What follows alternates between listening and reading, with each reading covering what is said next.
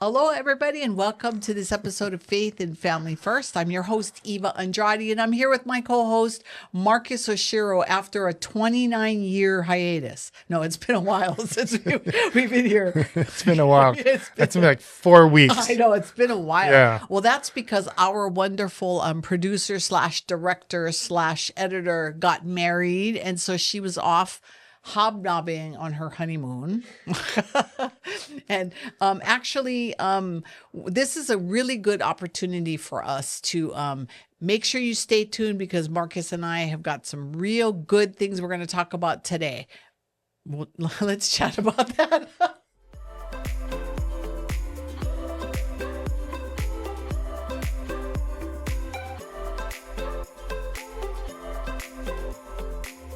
That was the worst opening I've ever seen. But all right, that's what happens when we've been gone so long. It's what it is. It is. Yeah. Well, this is a good opportunity before we jump into what we're going to talk about today is just a reminder for people that for the few emails and phone calls that I got going, hey, how come there's no show? There's no show. You know, we really need the support of the community to come alongside us to continue this show. For you guys that are watching and listening, if you think that it's beneficial, please send me an email at eva@hawaiifamilyforum.org. Or the simplest thing you can do right now is hit that like button. YouTube has these analytics that if you just hit the like button or you share it with one or two other people, we can start really making a difference. It's easy. It's easy. It's free. It doesn't cost anything. It doesn't cost anything. Subscribe. Hit that notification bell so you know every time we upload. Do it. But at least the up button. Yeah, we've got a lot of good things to talk about. We do. We're getting better. So thanks for all of you for hanging in there. So what we're going to talk about today is, so a couple weeks ago, Hawai'i Family Forum did a pastor's legal seminar. And we do put on this pastor's legal seminar every year. And in the past years, we really just marketed it to pastors, because what we wanted to do is we talked to the Christian Legal Society and the National Christian Foundation of Hawaii, and we partner and we come together. And what we were doing on our end, Hawai'i Family Forum, is we were talking to pastors going, what do you want to know? You know, because we want to bring in these attorneys to come in and give you all this great information. So what do you want to know? So of course, all of our people are saying things. We want to know about the IRS ruling. We want to know about the therapy ban here in Hawaii, because we know there's a court case, right? We want to hear about the marijuana, and we want to hear about gambling. And so of course, after we do this, then we're like, whoa, this is way too political, you know? But one of the exciting things we did is, we had numerous speakers that came in. And so because you were there and you were one of our speakers, I thought it'd be helpful for people to hear kind of what your thoughts were about the day. You know, it was a wonderful opportunity, and I've been away from it for about 7 years since I was, since I left the legislature, sat on the labor board for those 7 years. So I was happy to be back, Eva. Really, I was. It was my pleasure to be back and speak on the topic of proposed constitutional amendments at the current legislature. Marcus, you were on fire. You did a really good job. People were really, they didn't see, not a lot of people see that side of you. That's why. You never see that kind of animated, and I was very emphatic, and I was kind of provocative too, and tongue in cheek at the same time. Yeah. Right? Yep. Yeah, because I wanted to make it my point, and the point is that these are constitutional amendments that will have sustained and long-term effect upon our state and our basic foundational document, the state constitution.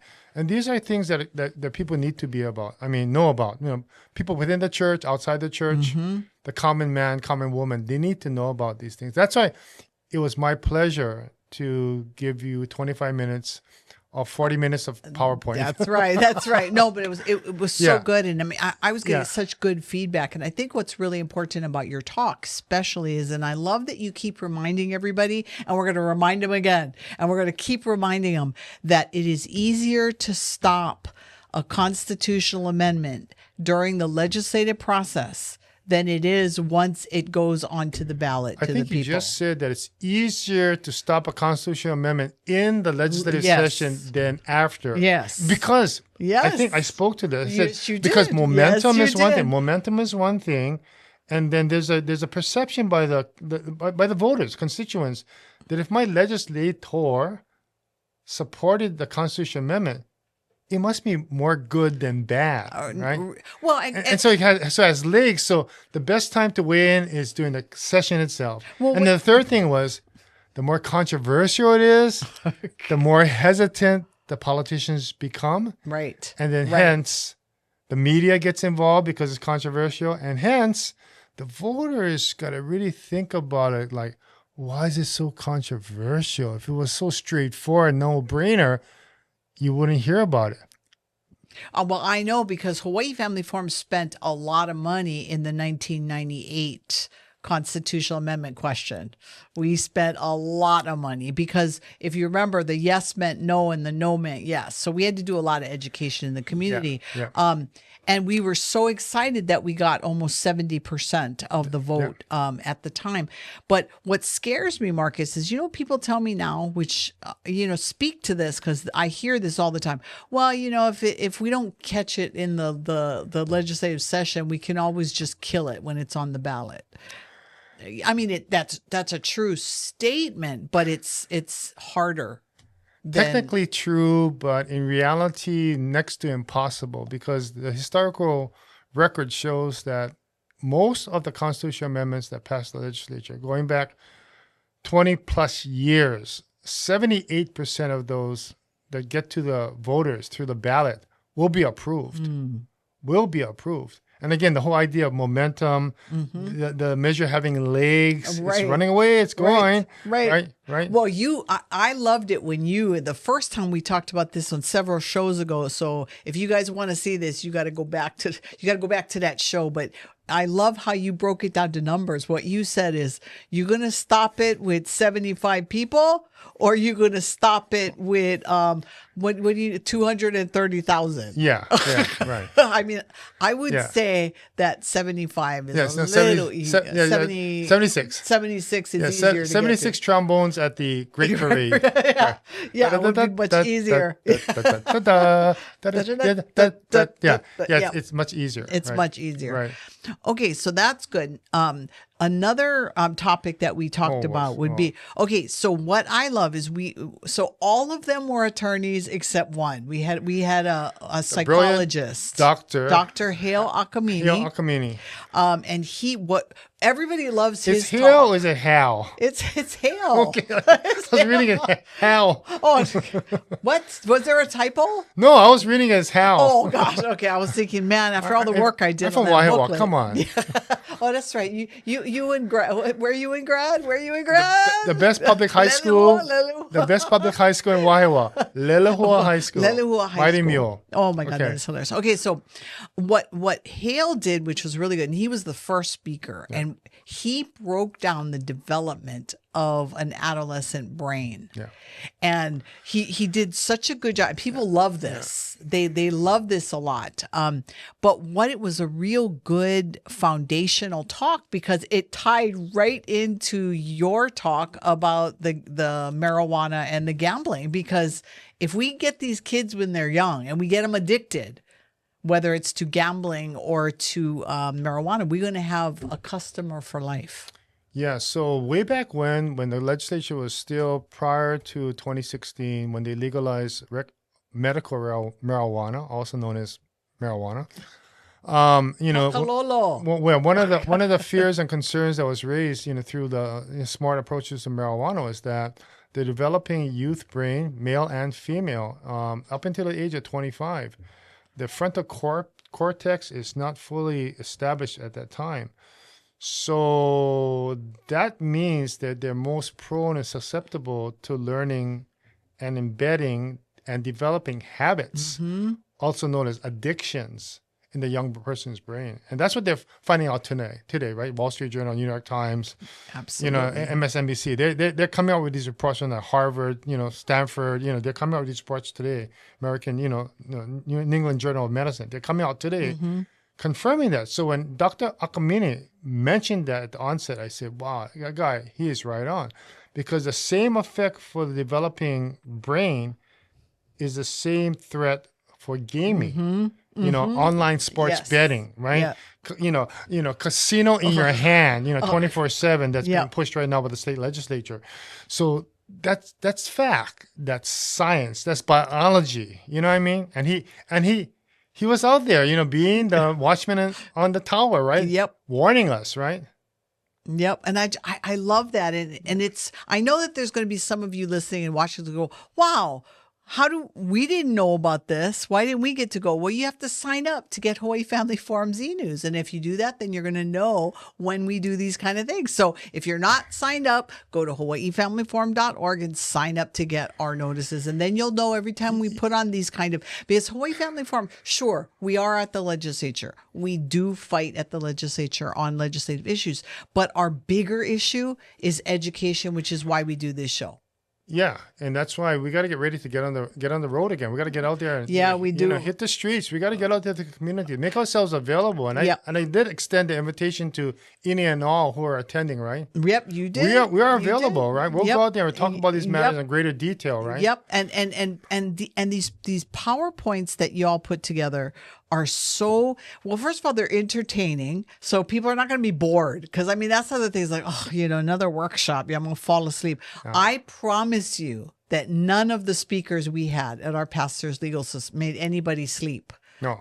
People were, and the pastors that showed up. Yeah. So the thing we did different this time is we expanded it to church leaders as well.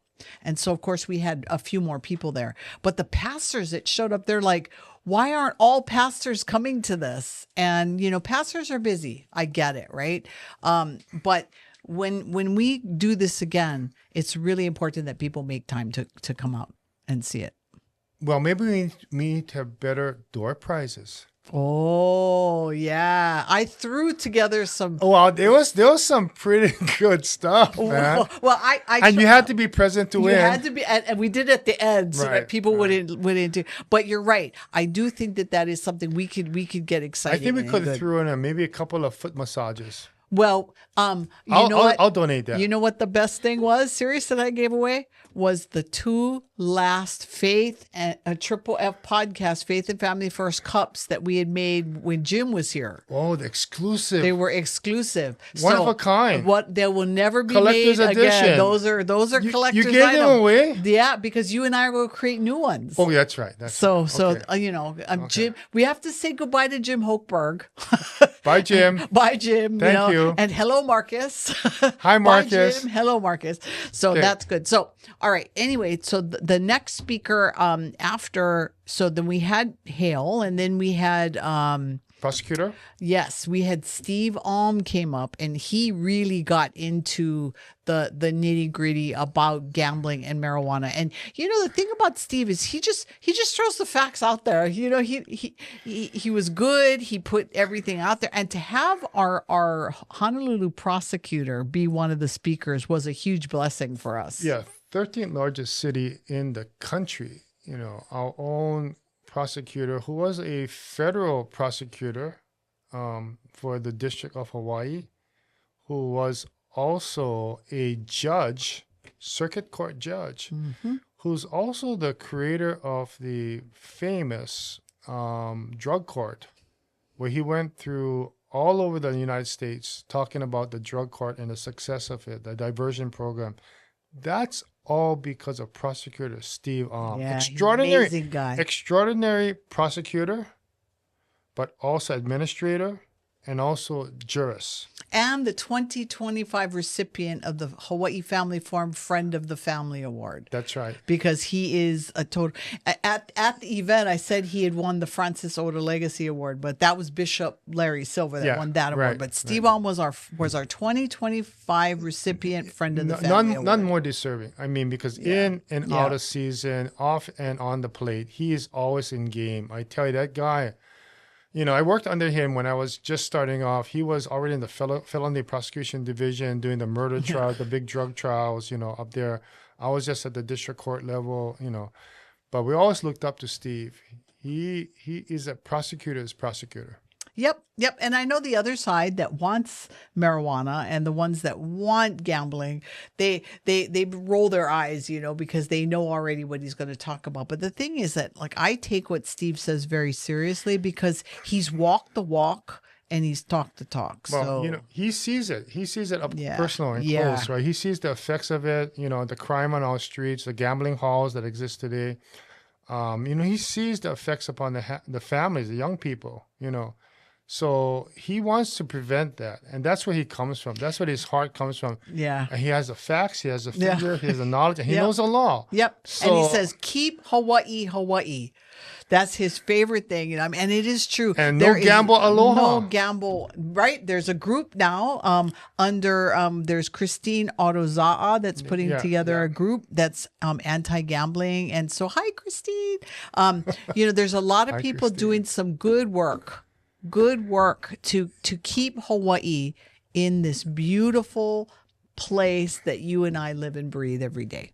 And this is the place that I will live and die. Me too. This is You're going to find my bones on the ground one day. okay. People are going to have to come and visit me here. I always laugh. You're like Jim and all these guys. They move away. And I'm like, you serious? I will never leave Hawaii. Yeah. This is my home for sure. Yeah, you're the cool Aina. Yeah, that's right. Okay, so then we had we had Hale Community that built this great foundation of brain development, and then Steve and then you got up and you talked about the Constitution Amendment, which you kind of mentioned already, but it all tied in. I really loved how you were able to build up on all that. Because then I can also tee up the to kind of get back to what Dr. Kamine talked about was the restriction limitation that was put into place, I think, in 2018 or 2008 regarding the types of care and treatment you can give to gender dysphoria with young people, right? These are minors. You can only affirm is what Hawaii's law says. It's one way. So that's similar to what Colorado had in place in their policy, their laws. Right. That is now being challenged by the United States Supreme Court, right? In the Salazar case, right? Yes. And so that decision will probably come out sometime in June of this year, 2026.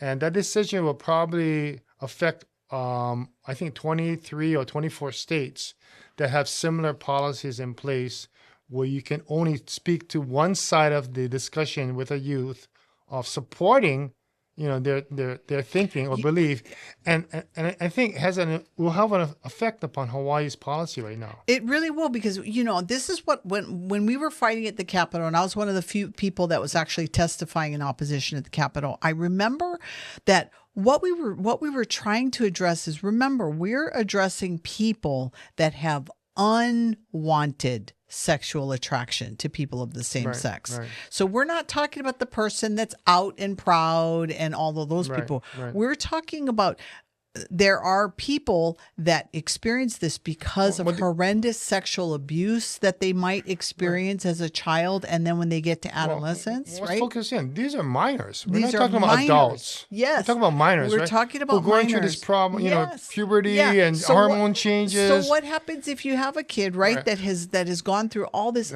unbelievable sexual abuse? Right. So they're experiencing, Right. unwanted, and all they can get is affirmation. It's not fair, and it's not fair to the patient or the parents, who are the ones that should be making this decision for these children.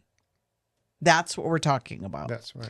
And so you and I will have another show. Maybe we'll have Hale on, or maybe we'll get some mainline guys to talk about that case and how it might affect Hawaii. Right. Looking at Hawaii's law, that would be really, really good.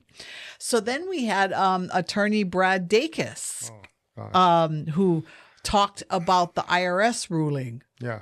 And so let's share your thoughts on that. Well, Brad is, I met him at the airport. I picked him up. I was his Uber. I was his chauffeur for a couple of days, and it was well worth my time and energy and gas. I mean, a great guy. I even took him to lunch at Nico's, and he enjoyed it. I got him a nice plate there. He enjoyed the food. We had a nice conversation. He's the president of the Pacific Justice Institute. President and founder. It's one of the largest, I think, law firms, that not-profit law firms, that provide legal services primarily in the First Amendment rights, religious freedom, churches. So like an ADF, like an ACLJ. Yeah, like, yeah, the you know. ACLJ, ADF, Alliance Defending Freedom, Yeah. but Pacific Justice Institute, he's done that. He hooks up people. And in fact, he has a local office here. He calls it a local office. It's actually a local attorney, Joe Gomes. I know, and Joe was with you in the Capitol way back when. Yeah, we have some history, but we can get into that. Some of that story. Yeah. See, stay tuned because you never know what's coming up. But with Brad Dacus, I really appreciated his legal perspective of the case, his clear-eyedness of the importance of the case, what's in, what's out, what can be done currently. And we both acknowledge that the federal district court that has jurisdiction over the settlement decision of the IRS, Internal Revenue Service, and the two plaintiffs, churches, and the Christian Broadcasting Association, is not finalized. So you're telling churches to exercise caution right now before they actually start trying to do everything. Yeah, from general the pulpit. rule of thumb is that a court order decision is applicable to only the parties at hand. Okay, it may suggest where the current administration. It may go in that direction. Yeah, right. But it hasn't been issued until it's issued technically, legally as an attorney. It has not been decided. The court has not issued its Jane Hancock on it. So it's still pending. It probably is reasonable to surmise that that's where the Internal Revenue Service is today under this current administration, the current Trump administration. But it's not set in law right now. Yeah. So tread very carefully and understand what it means, what's in and what's not in. Right. And Brad did a good job. He really good job. He really did. And what I tell, because I've had a lot of pastors call me and go, what does this mean? Firstly, I remind them that I am not an attorney and I will never give any kind of legal advice. But even at our pastor's legal seminar, we made it clear from the beginning, and it's in the booklet too, that we were not providing legal advice so that people couldn't run and go off and do these crazy things. Yeah. But I love how Brad made it clear, this is where we're going. Yeah. This is where it looks like we're going. Right. But until there's a final ruling, right. Right. And he and I had a sidebar. We talked about it even further. I said, well, what happens if the two intervening parties, and I think people need to understand is this. So you have the three plaintiffs, right? You have Christian Broadcasting Network Association. You have the two churches, Texas churches involved. But intervening, coming into the case, or asking the court to come into the case, are two groups, ACLU and the Organization for Separation of Church and State. They're also asking the court to let us get involved in this because we have skin in the game, we have something to contribute, and we should be involved. So that's another element that people don't hear about, know about, talk about, that's being weighed upon by that federal district court in Texas. He needs to think through this. How are they going to get involved? What am I going to rule? How extensive am I ruling?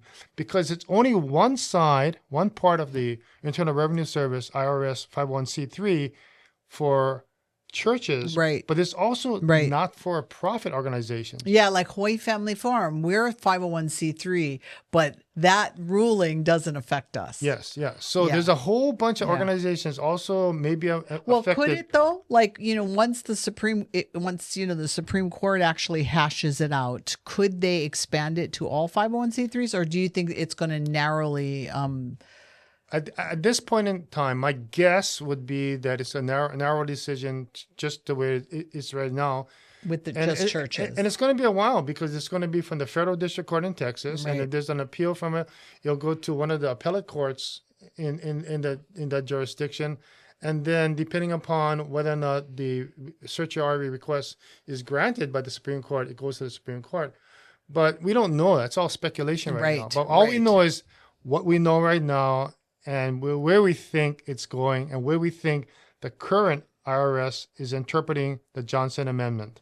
Okay. So stay tuned because we're going to, again, these are things that you and I, Marcus and I, are going to continue to talk about. So please make sure that you subscribe so you know we're going to talk about it. I'm going to keep kicking the dead horse because it's a reminder. Okay. So we have just a few minutes left.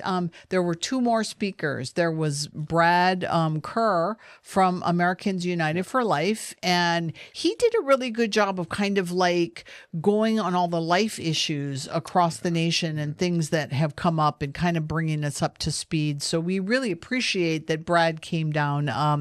And all of these speakers have agreed to come on the show. So at some point we'll have all these guys and we can really pick their brain a little bit more. And not that I'm kicking him off to the curb, but we're running out of time. And the other, and I wanted to give you a couple of minutes or whatever, just talk about Tom Rulan from the National Christian Foundation of Hawaii, because he talked about how important it is that we look at our estate planning. Yeah, Tom Rulan is one of those guys that, front and center as far as one of the tax and trust attorneys in the state of Hawaii, one of the best practitioners out there. And he's specializing right now on helping people set up their trusts and setting aside money for gift-giving purposes, for both charitable purposes. And it advantages both the grantor and the testator and the trust itself to ensure that whatever resources and wealth they have from the blessings of above go to, and in the measure they want, right, to different organizations, primarily not-for-profits, that, are consistent with their values or their orientation. And I think it's so good because he does it for free. Yeah. And you know what? Hawaii Family Forum, we're a 501c3, but we set up a single charity fund so that we could give money to other Christian 501c3s. And you know what, people, we do? We not only encourage people to tithe to these Christian ministries, we do it ourselves. Like for the pregnancy resource centers, we try to give. Yeah. So if you're a family that you're really trying to decide how to give your money, it doesn't cost anything for you to set up these funds. Yeah. And then what happens is when you give through the National Christian Foundation, all of these Christian organizations are vetted by them. So you're giving to an organization that is not putting money into antithetical things. Yeah. And there's a stipulation you can actually enter into with them to determine who you want as your beneficiaries. Right. I mean, the Family Pregnancy Center, or it can be the Hawaii Humane Society. Yes. That's another not-for-profit. Well, it's got to be a Christian one to be part of the Christian. But they're vetted by them. Yeah, so it's like you don't have to do that, because sometimes you wonder, right? They say they're a Christian organization, but they're giving to some women's liberation front or something. But so we only have a couple minutes, but was there anything that when Brad was speaking, the other Brad, because we had the two Brads, right? Was there anything that I can't talk all of a sudden? That's because it's a life issue. Was there anything that stood out for you for his talk? I thought he made a point that this current United States Supreme Court is the best United States Supreme Court there's been in a generation as far as pro-family, protecting the rights of the unborn child. And he made that perfectly clear. He talked about the different cases going through, the wins they had at the different appellate courts, and how confident he feels that some of those current issues percolating up will get a fair and good reception at the United States Supreme Court. So you know how I'm going to tie this into the importance of elections? It is so important that during the elections of 2026 that you're paying attention to who you're putting into the United States Senate, because they're going to confirm any appointments by the United States president. Elections have consequences. Yes, they do. Yes, they do. And Jim used to love to always tie elections in, but I know that that's a passion for you too. So we thank you all for joining us today, and we want to make sure that you like, share, subscribe, hit that notification bell so you know every time we upload a new video. And stay tuned for next week, because Marcus and I are going to be talking about the shutdown that never ends. We'll see all of you next week. Mahalo, everybody.